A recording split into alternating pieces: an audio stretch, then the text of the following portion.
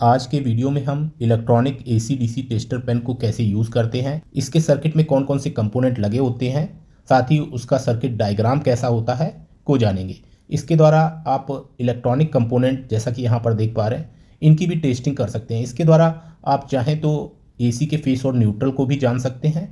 तो ये जो इलेक्ट्रॉनिक टेस्टर है इसमें आप देखेंगे अंदर एक सर्किट लगा हुआ है यहाँ पर, और ये सर्किट इन सेल्स के द्वारा ऑपरेट होता है। तो यहाँ पर हम इस तरह से इससे कंटिन्यूटी भी टेस्ट कर सकते हैं, लेकिन मैं डिटेल में आपको वीडियो में ही आगे बताऊंगा। सबसे पहले हम क्या करते हैं, यहाँ पर एसी का फेस न्यूट्रल जानते हैं।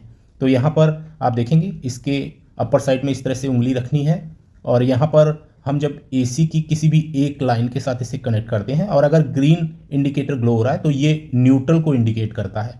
इसी तरह से आप देखेंगे इस साइड की पिन में आप देखेंगे रेड और ग्रीन दोनों तरह के इंडिकेटर ग्लो हो रहे हैं, तो ये हमारा फेस को डिनोट करता है। तो इस इलेक्ट्रॉनिक टेस्टर के द्वारा बड़ी आसानी से एसी में फेस और न्यूट्रल की लाइन को हम जान सकते हैं। इस इलेक्ट्रॉनिक टेस्टर में एक और फीचर है जिसे एनसीवी कहते हैं। ये मैंने एक वायर जो है ये लिया है, और इस वायर को मैं एक एक करके फेस और न्यूट्रल के साथ कनेक्ट करूँगा। पहले मैं इसे न्यूट्रल के साथ कनेक्ट करके आपको टेस्टिंग करके दिखाता हूँ। तो मैं यहाँ पर इसे न्यूट्रल के साथ कनेक्ट कर देता हूँ। एनसीवी यानी नॉन कॉन्टैक्ट वोल्टेज का जो फीचर है इसका, उसके द्वारा जब आप न्यूट्रल में वायर को कनेक्ट करेंगे तो आपको ये कोई भी इंडिकेशन नहीं देगा। यहाँ पर आप देख पा रहे हैं किसी भी तरह का इंडिकेशन हमें हमारे इलेक्ट्रॉनिक टेस्टर में नहीं मिल रहा है। तो इस बात का आपको ध्यान रखना है कि अगर वायर न्यूट्रल के साथ कनेक्ट है तो ये किसी भी तरह का कोई इंडिकेशन नहीं देगा। अब हम वायर को फेस के साथ कनेक्ट करते हैं। यहाँ पर आप देखेंगे मैंने वायर को फेस के साथ कनेक्ट कर दिया है, और अब हम वायर के ऊपर ही इस टेस्टर को रखते हैं। तो आप देखेंगे कि ग्रीन इंडिकेटर जो है ये ग्लो कर रहा है। बिना वायर को टच किए इस तरह से इंडिकेट करना एनसीवी फीचर कहलाता है। यहाँ पर आप देखेंगे मैं इस तरह से स्लाइड कर रहा हूँ, यहाँ से इंडिकेशन देना बंद कर दिया। मैं आपको क्लियरली दिखाता हूँ, यहाँ पर ये इंडिकेट कर रहा है। थोड़ा सा आगे स्लाइड करते हैं तो ये इंडिकेशन बंद हो जाता है।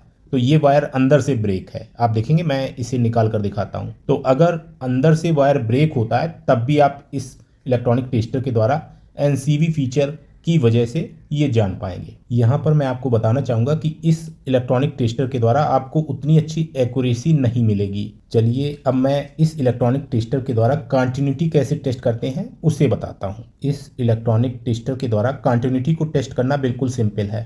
आप वायर के दोनों सिरों को इसके टेस्ट पॉइंट और टच पॉइंट के साथ वायर के एक एक सिरे को हमें कनेक्ट करना है, और इस तरह से ये इंडिकेशन देता है जिससे हम वायर की कंटिन्यूटी को टेस्ट कर पाते हैं। कंटिन्यूटी टेस्ट करने का एक और प्रोसेस है, आप एक सिरे को हाथ से टच रखें दूसरे सिरे को टेस्ट पॉइंट के साथ, जिसके बाद ये इस तरह से इंडिकेशन दे देता है। लेकिन आप कंटिन्यूटी का टेस्ट इसके टच और टेस्ट पॉइंट के साथ वायर के एक एक सिरे को कनेक्ट करके ही एक्यूरेसी के साथ कर सकते हैं। अब हम इस इलेक्ट्रॉनिक टेस्टर के द्वारा इलेक्ट्रॉनिक्स कंपोनेंट की टेस्टिंग करते हैं।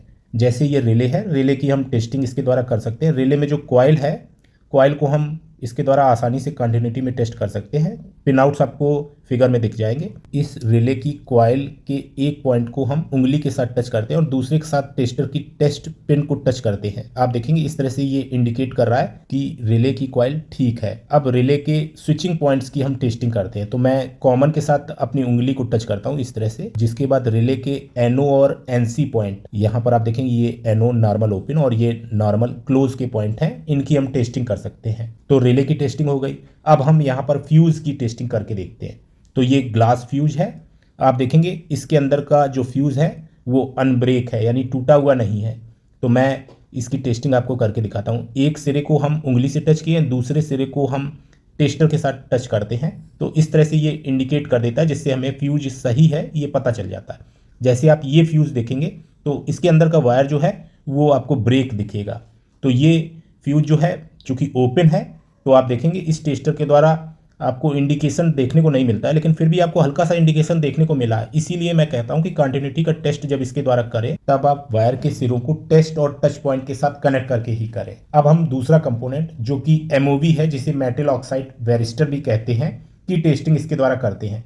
यहाँ पर मैं आपको क्लियर करना चाहूँगा कि ये एमओवी है, कैपेसिटर नहीं है। तो एमओवी की टेस्टिंग जो है इस इलेक्ट्रॉनिक टेस्टर के द्वारा आप आसानी से कर सकते हैं। चलिए मैं टेस्टिंग करके आपको दिखाता हूँ। एमओवी की एक लेग को मैं हाथ में पकड़े हूँ और दूसरी लेग से टेस्टर पिन की टेस्ट टिप को टच कर रहा हूँ। टेस्टर द्वारा कोई इंडिकेशन नहीं मिल रहा है, इसका मतलब हमारा एमओवी सही है।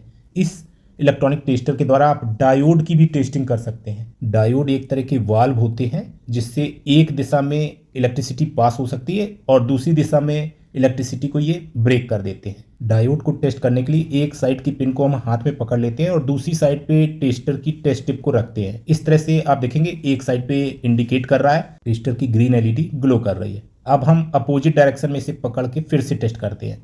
आप देखेंगे कि इस तरह से इस साइड से ये कोई भी इंडिकेशन नहीं दे रहा है, तो इसका मतलब ये डायोड ठीक है।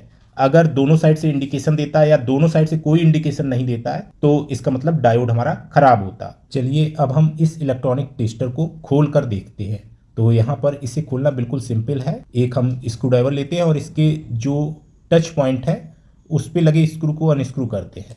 इस तरह से हमने टच पॉइंट का जो स्क्रू है उसे निकाल दिया है। यहाँ पर आप देखेंगे अंदर हमें एक स्प्रिंग दिख रही है, तो कुछ इस तरह की स्प्रिंग जो है इसमें लगी हुई थी जो कि टच पॉइंट के साथ कनेक्ट होती है। अंदर आप देखेंगे इसमें कुछ सेल्स लगे हुए हैं जो कि इस तरह से हम इसे नीचे को ठोकेंगे तो सेल और सर्किट दोनों ही निकल आए हैं। हाउसिंग में आपको अंदर इसका टेस्ट पॉइंट दिख रहा होगा, यहीं पर हमारा इसका सर्किट जो है वो कनेक्ट होता है। चलिए मैं इसमें यूज़ होने वाले सेल को आपको दिखाता हूँ।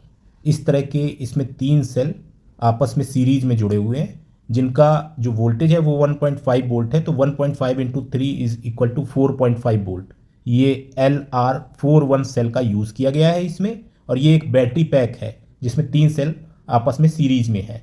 यहाँ पर आप देखेंगे ये इसका सर्किट है। मैं सर्किट को आपको नज़दीक से दिखाता हूँ। आप देखेंगे इसमें काफ़ी सारे SMD कंपोनेंट्स लगे हुए हैं। इस सर्किट में ये जो पिन है ये हमारी टच पॉइंट यानी बैटरी निगेटिव है। यहाँ पर आप देखेंगे ये हमारा टेस्ट पॉइंट है, और इसके अलावा बैटरी का पॉजिटिव पॉइंट आप यहाँ पर देख पाएंगे। बैटरी का पॉजिटिव यहाँ पर और बैटरी का निगेटिव यहाँ पर कनेक्ट होता है। यहीं पर हम टच भी करते हैं, जो टच पॉइंट है वो भी यही है। और इस तरह से इस सर्किट को अगर हम रखते हैं तो मैं इसका अब आगे आपको सर्किट डायग्राम दिखाऊंगा। ये पॉजिटिव है और ये हमारा टच पॉइंट यानी बैटरी का माइनस है, और इस साइड पे ये हमारा टेस्टिंग पॉइंट है। तो इसी तरह से हम सर्किट डायग्राम जो है उसको आगे एक्सप्लेन करने वाले हैं। चलिए मैं इस सर्किट के अपोजिट साइड को भी आपको दिखा देता हूँ। मैंने इसे इस तरह से फ्लिप किया। आप देखेंगे इसमें इस तरह से अपोजिट साइड में केवल हमको ट्रैक्स दिख रही हैं। तो जो सर्किट है उसमें दोनों तरफ ट्रैकें हैं। चलिए अब मैं आपको सर्किट दिखाता हूँ। यहाँ पर आप फ्रंट और बैक साइड देख पाएंगे। इसमें पॉजिटिव निगेटिव साथ ही टेस्ट टिप भी आपको दिख रही है। रेड और ग्रीन एलईडीज आप देख पाएंगे। इसी तरह से आप सर्किट के बैक साइड की ट्रैकें भी देख पाएंगे। तो चूंकि सर्किट में अभी कंपोनेंट्स लगे हुए हैं तो कुछ कंपोनेंट्स के नीचे से ट्रैक्स जाती हैं जिनको हमें हटाना होगा, और उसके बाद हम इसका सर्किट डायग्राम जो है उसे आसानी से बना सकते हैं। तो चलिए मैं इनके जो कंपोनेंट्स हैं उन्हें हटा देता हूं। जैसा कि आप देख पा रहे हैं अब हमें इसका जो सर्किट डायग्राम है उसे बनाने में आसानी रहेगी। अब हम यहाँ पर कंपोनेंट्स के बारे में जानें। पहले रेड और ग्रीन एलईडीज आप देख पाएंगे।